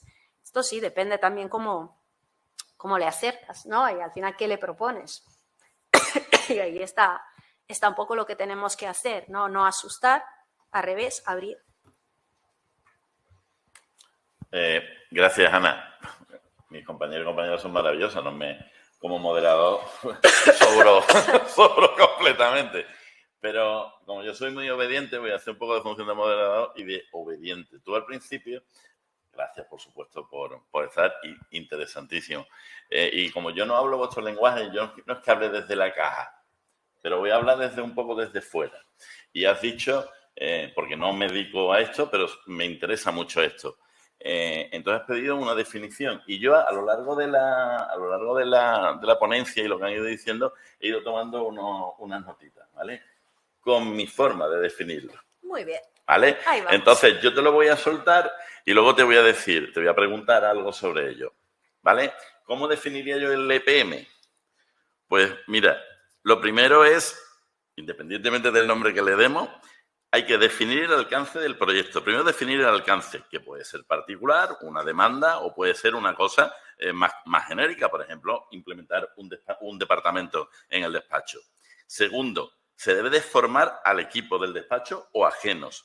Debe de definirse las fases del proyecto y una vez definida la fase del proyecto, debemos empezar a desarrollar el proyecto muy motivadamente al equipo que hemos formado. Debemos de identificar claramente las métricas y actuar en función de ellas, ya sean KPI o similar, pero no solo de manera activa, no solo actuar cuando ocurre algo, sino estar permanentemente identificando las métricas y actuar. Hay que implementar herramientas, tecnología e innovación. Y luego, que no es lo mismo que formar, capacitar al personal, que no es lo mismo que formar, porque si lo formamos pero no le damos medios, no sirve para nada. Con todos estos elementos, que al fin y al cabo creo que componen un proyecto, ¿hay algún elemento, alguna fase de estas que digamos, si te falla se te cae el castillito? ¿Tienen que estar todas a la vez? ¿Alguna podemos evitarla? ¿Es lo mismo que seamos un despacho pequeño, independiente, que son el 80% de los que hay y de los que nos pueden estar escuchando al otro lado de la cámara? ¿O solo lo pueden integrar los grandes o medianos despachos? ¿Podemos de esto coger solo una parte? Ahí te lo suelto. Fenomenal. Bueno, yo creo que, como habéis visto, ¿no? Posibilidades infinitas. Esas son mi manera de entenderlo. Rápido, ya hemos hecho un curso intensivo. Mi manera rápida. ¿Me entera bien? Yo creo perfectamente. Yo creo que, como aconsejaba, ¿no?, antes la compañera, justamente no hay algunos temas que deberían ser básicos, ¿no? La capacidad de entender la necesidad del cliente y en función de esto defino objetivo, el alcance, los tiempos, el coste. Por lo menos esto hay que cubrirlo porque es fundamental. A partir de ahí, todo lo demás suma, ¿vale? Evidentemente, que tengo poco tiempo, pues iré haciendo lo básico. Que tengo un poco más de tiempo, me puedo dedicar a otro tema. Que el proyecto es de más envergadura, intento cubrir todo para que nada se me escape. Que el proyecto es más sencillo, bueno, vuelvo a cubrir lo básico, pero sí que necesito información por lo menos sobre qué voy a hacer, el tiempo que dedico, cuánto me va a costar, el pricing, ¿no?, del servicio y si voy a poner a gente que tengo que coordinar. Entonces, yo creo que por lo menos esto, y te diría más, la parte de riesgo, voy añadiendo, ¿no? Pero es verdad que la parte de riesgo, aunque rápidamente, bueno, a tener una idea de lo que pueda caerse dentro de tu castillo famoso, ¿no? Porque esto siempre es bien tenerlo presente. Pero repito, aquí volvemos al pensar como un project manager. En función del contexto, actúo. Que tengo poco tiempo, rápidamente. Que tengo más, veo si merece la pena el asunto para dedicar más tiempo. Que sea de gran envergadura, pues me obligo a encontrar el tiempo. Sobre despacho, grandes o pequeños o individuales, yo personalmente he trabajado con todos. Entonces, tengo la suerte de poder decir, y la suerte porque cada vez que yo imparto un curso aprendo mucho. Y yo no sé si es más lo que doy o lo que se me da, porque es estupendo, porque es como entrar en el mundo de cada vez 20 personas, 15 personas, 30, 60, dependiendo del curso. Pero entras en su despacho y entra en su organización, en su asesoramiento, se descubre los problemas de todo. Y honestamente tengo abogados que trabajan solos y que han hecho del project management una forma suya de trabajar. Entonces, cada vez que están en un asunto que es como un proyecto, trabajan de esta forma, se han creado su historia para poder visualizar el flujo de trabajo dentro del departamento. Se siente, la persona que me hospedaba en la radio, justamente era un abogado de un pequeño despacho. Bueno, estaba él y dice, mira, Ana, yo he hecho un curso, tuyo dice, he descubierto el Kanban y me ha salvado la vida. Entonces, yo creo que depende mucho. Y yo no creía que el Kanban era para tanto, lo digo como para saber, pero parece que sí. Entonces, creo que depende mucho de qué te agobia realmente, qué te preocupa realmente, qué te puede ayudar a resolver el project management. Y cada uno tendrá seguramente su problema y su necesidad. Si yo quiero mejorar la relación con el cliente, si yo quiero mejorar la relación con mi equipo, si quiero irme a casa antes, si quiero ganar más, si quiero, cada uno de nosotros tiene un objetivo. Entonces, se trata de ver cuál es la parte de todas estas nuevas formas de trabajo que me ayudan a cumplir con mi necesidad. O, si tengo un grande despacho, con la necesidad de mi organización, dependiendo. Y ahí cada uno puede encontrar la respuesta y es lo más bonito. El project management es disciplina y creatividad.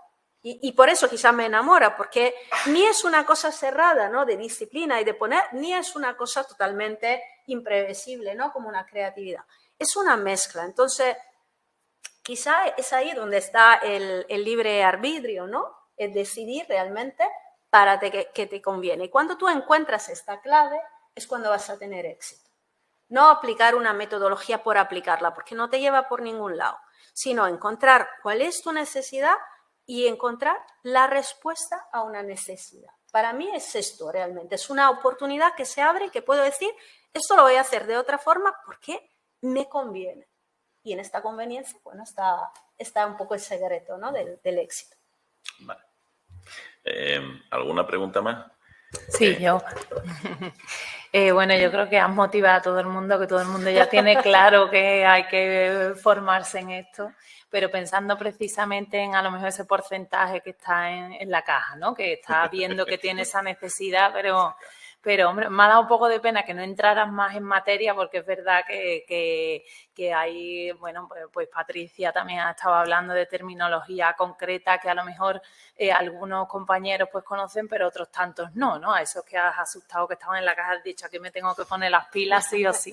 Entonces, para esos compañeros precisamente, ¿cómo recomendarías comenzar, ¿no?, aparte de leerse tu maravilloso libro, pero ¿cómo les recomendarías? Y luego, pues, no sé si has dicho en cuanto a la metodología que bueno, lo ideal al final quizás es un poco lo híbrido y que el project manager, pues al final es el que tiene que ver, pues dependiendo pero no sé si quizás enfocado en la mayoría de los despachos, que en su mayoría pues son más pequeños y tal, consideran más adecuado o alguna metodología concreta, a lo mejor la predictiva, que va a haber como unos resultados más rápidos, ¿no? Lo otro es, como tú dices, más innovador y queda muy fancy y tal, pero no sé si así para empezar, pues les recomiendas quizás empezar por alguna metodología concreta y si se pueden apoyar en algún software concreto o lo que fuera. Muy bien. Bueno, que conste para que no quede en el aire, ¿no?, que yo tengo la máxima consideración por Agile, como metodología, por el agilismo. Me encanta y creo que es muy potente. Lo que sí, de alguna forma, me tomaba un poco por el pelo es la actitud de algunas, ¿no?, de consultora y etcétera, en proponerla, ¿no? Porque a veces es verdad que el agilismo, bueno, en su historia ha sido lo innovador, lo diferencial respecto a una cosa más tradicional, y entonces, claro, pero yo creo que hay que encontrar, repito, no el agilismo y no el predictivo, sino la solución oportuna. Ahora, para salir de la caja, para motivarse, hay millones de formas, yo creo, pero pasan todas por tomar una decisión. ¿Me quiero informar sobre esto o no me quiero informar? El agilismo, hay metodologías diferentes. Puede haber unos Scrum que habéis mencionado, ¿no?, que como te ha quedado aquí, digo, la digo rápida. Scrum es una metodología bastante sencilla al explicarla, ¿no? Y luego el complicado de transformarla en un hábito, que es lo que ocurre con el agilismo. Pero la metodología en sí misma es bastante sencilla. Tú vas incrementando planificaciones, fundamentalmente. En vez de tener una planificación, como ocurre en el predictivo, de inicio a final, cuando la tienes, empezar a ejecutar, ¿vale?, controlar a lo largo de la ejecución el proyecto y luego cerrarlo. Aquí en el agilismo lo que te propone es ir construyendo. Cada vez que construyo una parte pequeña, ¿no?, de la planificación y la voy ejecutando, bueno, involucro al cliente para saber Si está de acuerdo menos con el avance, si está de acuerdo, voy al nuevo sprint, ¿no? Entonces, esta es un poco la idea, con momentos importantes cada día de reunión con el equipo para que todos podamos ir avanzando en este sprint. Esto es la idea del incremento y la dinámica iterativa de Scrum. Hay otra metodología que se suelen llamar ágiles, pero esto también está un poco en el aire, porque algunos dicen que sí, otros que no, como Kanban, que más bien me ayuda en mirar flujo de actividades. Entonces, yo me doy cuenta que si tengo 50 cosas que hacer dentro de mi despacho, quiero saber en qué punto están. Si la tengo que empezar, si están empezadas, si están pendientes de aprobación o si están terminadas. Entonces, si tengo un tablero que sea físico o que sea visual, donde yo veo moverse estas actividades, bueno, me ayudo. Que yo soy solo, pues me ayuda a ver todo lo que tengo abierto, cerrado, etcétera. En vez de ponerlo en una agenda, me lo pongo en un tablero y lo miro. Que soy en un equipo, pues mejor, porque lo vemos todos. Entonces se ve toda la actividad del despacho por parte de todos. Esta es la idea del agilismo. El predictivo, repito, es más decir sobre algunos proyectos que considero tales, hago una planificación, la ejecuto y durante la ejecución controlo hasta cerrar. El híbrido, bueno, aquellas soluciones intermedias donde a lo mejor estoy planificando todo, pero luego durante la ejecución tengo estas reuniones diarias. Son típicas del agilismo, pero me vienen muy bien para trabajar, pues la pongo. Entonces, esto es un poco la idea. ¿Cómo aprender todo esto? Bueno, yo creo que igual con el derecho, ¿no? Si quieres aprender derecho, pues tiene que haber alguien que te ayude en esto, ¿no? Porque si no, no. Bueno, te compras libros, te vas a la universidad y te lees todo lo que se mueve, si puedes, en canales como LinkedIn, que para mí son extraordinarias fuentes de aprendizaje. Cada día sale algo, salen artículos, informes, todo gratuito y todo disponible para lectura. Entonces, yo creo que estamos en un mundo donde ya si queremos acceder al conocimiento, lo podemos hacer hasta de forma gratuita. Mi libro, superado, ni comprarlo, era de 2012 y yo creo que ya está más que superado, era una base y va bien para crear cultura, pero ya estamos en otro momento, en un momento de realmente hacer cosas. Entonces, más bien se trata de hacer algo sobre cursos o tener una persona que te pueda formar sobre project management y entenderlo. Y luego descifrarlo, ver cómo me puede servir a mí dentro de mi organización. Pero es rápido. Quiero decir, un curso de project management, para que os hagáis una idea, puede ser de sobra de 20 horas, porque no estamos buscando un conocimiento universitario de máster. Estamos buscando aquellas herramientas que en el día a día me permitan mejorar. Entonces, no se trata de un aprendizaje muy complejo. En tiempo rápido se pueden conseguir un conocimiento muy impactante. No perfecto, no es de máster, no es de... Ya lo sé que para saber todo bien harían falta meses. Perfecto, no los tenemos. Entonces, en tiempo rápido adquirir aquel conocimiento que realmente me impacta en el día a día. Y mientras tanto, informar. Yo he hecho mucha entrevista, y lo que sé, a Telefónica o Iberdrola u otros. ¿Por qué? Porque me doy cuenta que al final se buscan ejemplos.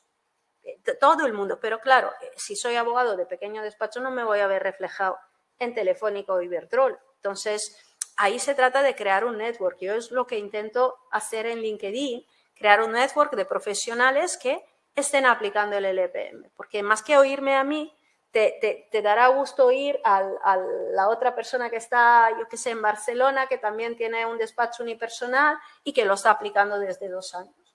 Entonces, aquí se trata de ser un poco no reactivo, ¿no? Como decía el compañero, sino proactivo y de empezar a buscar canales de aprendizaje que no tienen que ser los tradicionales, necesariamente de cursos o universidades, sino... Mira, veo que esta persona lo está haciendo, la contacto por LinkedIn y empiezo a hablarle y que me cuente y la invito a un café, incluido virtual que nos cuesta menos. Y la invito a un café y de ahí hablamos y que me cuente. Es lo bonito que nunca hacemos en la profesión legal. Compartimos muy poco y es una pena porque es un mundo enorme de experiencias y conocimientos. Y cuando luego en el personal nos acercamos un poco más, todos estamos dispuestos. Sencillamente no se toma la iniciativa de tomar un teléfono y decir, oye, me gustaría hablar contigo, me gustaría que me contara. Y la gente luego se queda encantada de contarte porque esto es una aventura, un viaje y tiene premio. Y el contártelo significa que ya has tenido un pequeño premio, ¿no? Porque ha llegado a un cierto nivel que ya otra gente se interesa por lo que haces. Entonces, bueno, es ser un poco proactivo, buscar los canales, yo creo. Pero que esto no es tan difícil. Que no se queden con miedo de salir de la caja porque ahí estoy calentita. Que no. Que animaros porque vais a estar más contentos fuera. Una cosilla, que además lo has dicho, igual lo he tomado yo mal justo cuando has puesto el artículo este de la Before de la jornada de trabajo y tal y cual. Yo el artículo lo leí y se hablaba de jornadas de 80 horas, se hablaba de jornadas obviamente fuera de toda conciliación familiar. Pero claro, si planteamos precisamente esta actividad como mejora, como rendimiento, como productividad, tú has dicho precisamente producir en menos tiempo más, pero no puede uno tener resistencia a implementar esto porque puede ser al revés, es producir más en el mismo tiempo. Que aunque parezca lo mismo, no es lo mismo. No es lo mismo. Entonces, si seguimos teniendo, claro, igual me dicen, no te preocupes, vamos a implementar, vamos a ponernos en marcha, y lo que antes hacía en 80 horas me producía X, pero ahora me va a producir X más 2 en 80 horas. Claro. ¿Cómo lo encajamos sobre todo si, imagínate, yo estoy en un despacho que quieren implementarlo, me parece genial, o lo quiero implementar yo, y son mis trabajadores los que dicen, tú lo que quieres... ¿Qué me dices? Bueno, eso, ese riesgo y puede haber gente que se aproveche de este mismo mecanismo y seguramente lo habrá, pero ¿hasta qué punto vas a tener este talento? ¿Hasta qué punto el talento no se va a quemar y no te va a dejar? Porque, en el mismo artículo habla precisamente de que no se puede retener el talento. Porque yo no sé, pero mi experiencia es que en muchas Big Four, sobre todo el talento junior, aguanta 1 año y medio o 2 y luego se va. Entonces, si estamos buscando esto, es que no hacemos un cálculo de cuánto nos cuesta entrenar nuevamente el talento. O sea, tú te pasas a lo mejor los primeros 6 meses que has entrenado a una persona, ¿vale? Para que sea parte de tu equipo. Has invertido este tiempo para entrenar. Después de 1 año y medio se va. Y te tocan otros 6 meses de entrenamiento con otro recurso. Esta no es ineficiencia. ¿Cuánto estás perdiendo realmente? Entonces, ¿te merece la pena realmente ganar al día 2 horas más extra horario? Porque no la va a recuperar, no es verdad. Entonces, yo creo que no hemos echado, que más allá de ser buenos o malos, que no hablamos de esto, es que no es ni productivo si echamos bien cálculos. Yo me temo, no he estado ahí, pero me temo que este mecanismo no va a durar para siempre, porque no tenemos una generación que está dispuesta a esto. La generación ha cambiado, han cambiado las exigencias, y creo que somos todos un poco más concienciados sobre tener ciertos límites que antes no teníamos. Yo creo que nuestra generación era todo lo que nos dan, vamos a demostrar que con ello podemos. Y esta generación ya es de hasta aquí me das y hasta aquí te hago todo lo que hay que hacer. Pero luego ya, déjame ya. Y bueno, yo creo que ni es eso ni es aquello. Hay que encontrar, ¿no?, la forma justa para que el negocio siga funcionando correctamente y contestando a las exigencias de los clientes, pero por otro lado, respetando, ¿no?, la vida de cada uno. Y efectivamente, si yo estoy haciendo, en vez de haber recuperado 2 horas para salir a las 8, me quedo nuevamente hasta las 10 y haciendo el doble de antes, pues no he encontrado la respuesta que era necesaria. Claro. Pero estoy de acuerdo contigo con que es un riesgo. Es un riesgo. Y luego, al hilo de lo que dijo Pedro también antes, yo creo que vamos a ir acabando. Es muy rapidito. Es precisamente primero hay que a los jefes hay que instruirles sobre qué es esto. Pero los jefes hay que instruirles en condiciones, porque si no, luego es simplemente implementas un RPM, implementas un sistema, no formas a nadie y dices, ya está, yo ya lo he implementado, yo he hecho. Eso no es solo así, ¿verdad? Bueno, hay que hacer bastante más. Hay que generar la cultura y la cultura, bueno, es conocimiento al final y es toma de decisiones. Así que no voy robando más, pero bueno, quizá lo dejamos abierto. Yo siempre estoy disponible para quien quiera y me encontráis en LinkedIn para seguir la conversación cuando queráis o a través de este canal del colegio. Pues yo encantada de seguir debatiendo y razonando. Muchísimas gracias. Muchas gracias, Ana. Claro.